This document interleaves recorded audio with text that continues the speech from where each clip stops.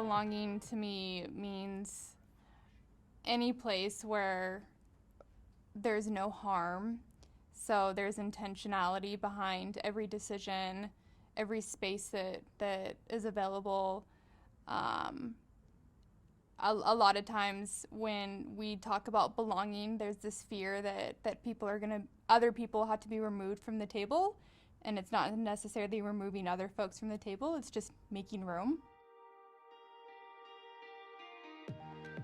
We need both. We need the direct service providers to be handing out the food in cases of emergencies, but there should be intentional programming in anti-hunger organizations, food bank organizations, where a majority of their efforts are diverted for upstream factors or the underpinnings of hunger. So ultimately, people are not designed to stay in food bank lines forever. So food banks do have an obligation to look at wage reform, other policy reform, SNAP and WIC reform, other ways that we can contribute to the larger conversation of creating equitable and just food systems for all.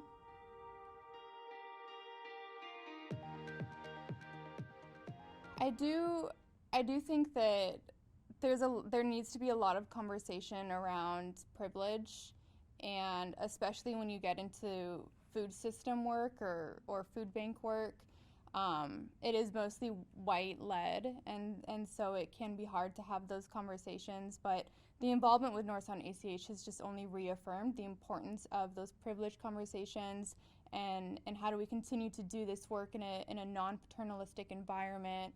How do we create space where the folks that we are feeding are being invited to the table and helping to make the decisions around food that's being provided at these organizations.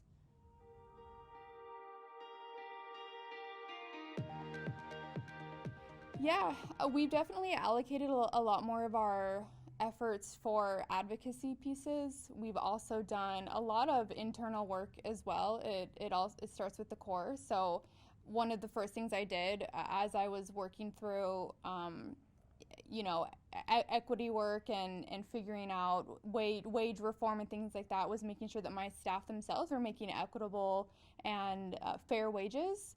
And so we raised the wages for everyone, and before we can start doing, walking the talk out in the community, I wanted to make sure that internally we were practicing what we were preaching. So first started with wages, and now we do more of a collaborative type style for our strategic planning, more democratic style of making sure that there's a shared vision and shared goals that all of the staff have contributed in for our strategic plan for the next 3 to 5 years.